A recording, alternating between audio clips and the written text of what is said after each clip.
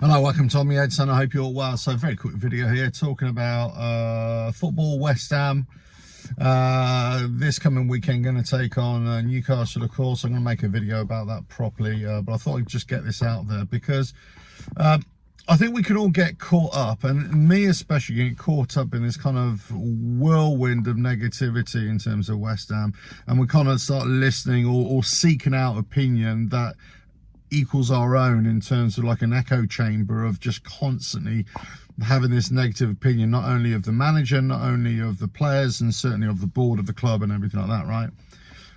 But it is so difficult not to feel this way because you're presented with evidence that is so clearly in favor of a negative opinion. It kind of reinforces a negative opinion all the time. So I suppose that the video here is not about whether people have got a positive opinion or a negative opinion. It's more about the evidence of what gives you that negative opinion, or gives you that, you know, any kind of reason for hope, or any kind of theory that maybe, you know, things can change. So let's just talk about, is it the players and is it the manager, right, versus the board and the club itself, the structure of the club?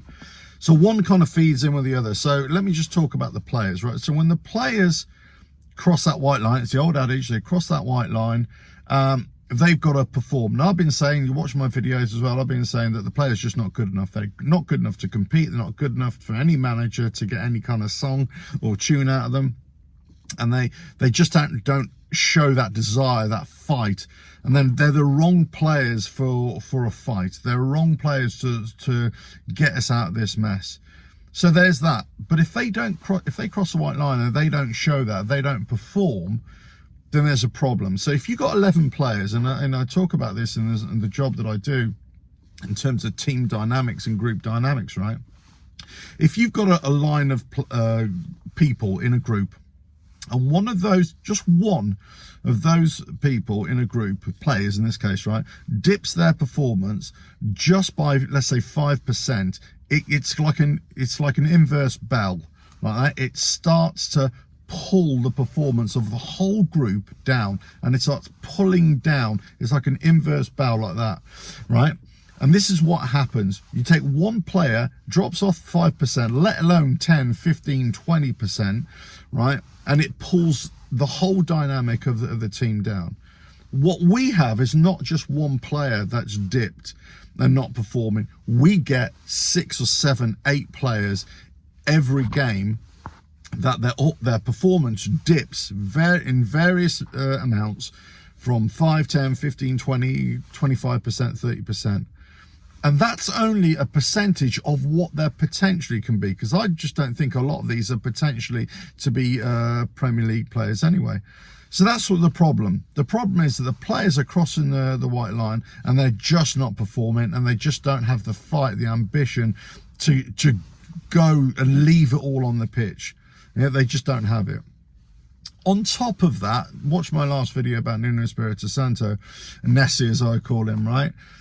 Because his decisions are just totally suicidal, career suicide. I mean, it's just unbelievable that he's making these decisions with a group of players that should be at least being shown or directed to show a bit of fight, show a bit of desire. So he's so much part of the problem.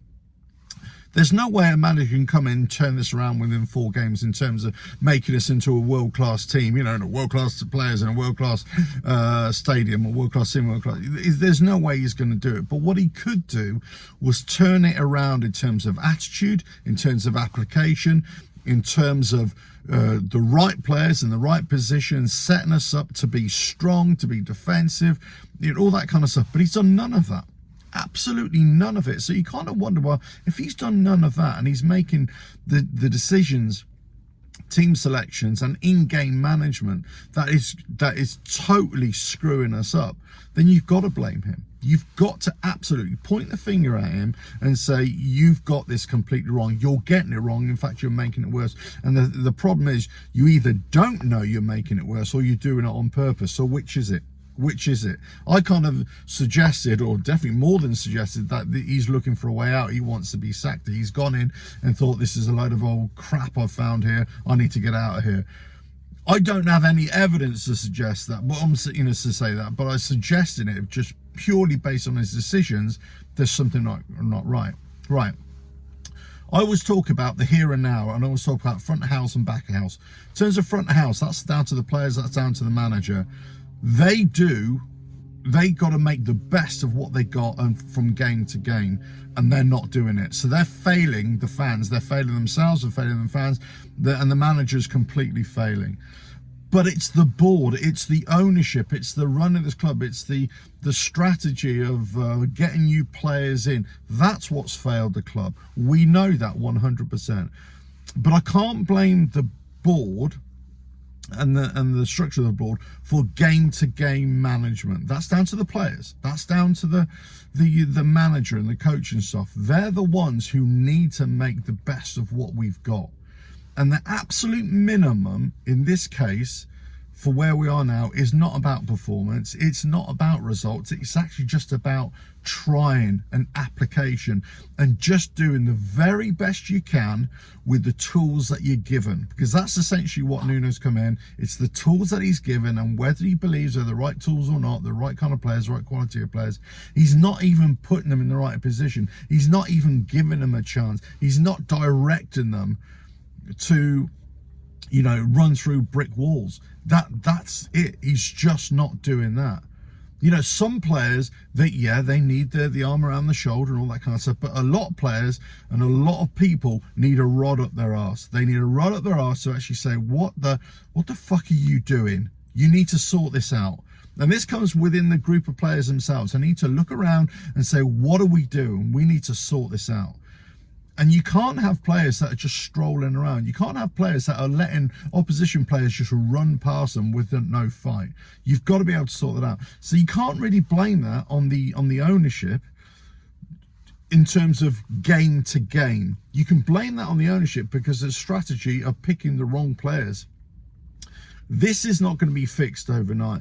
I'm convinced that Nuno is not the right man for the job, and certainly convinced that the players aren't on the right caliber of player that we need to get us out of this.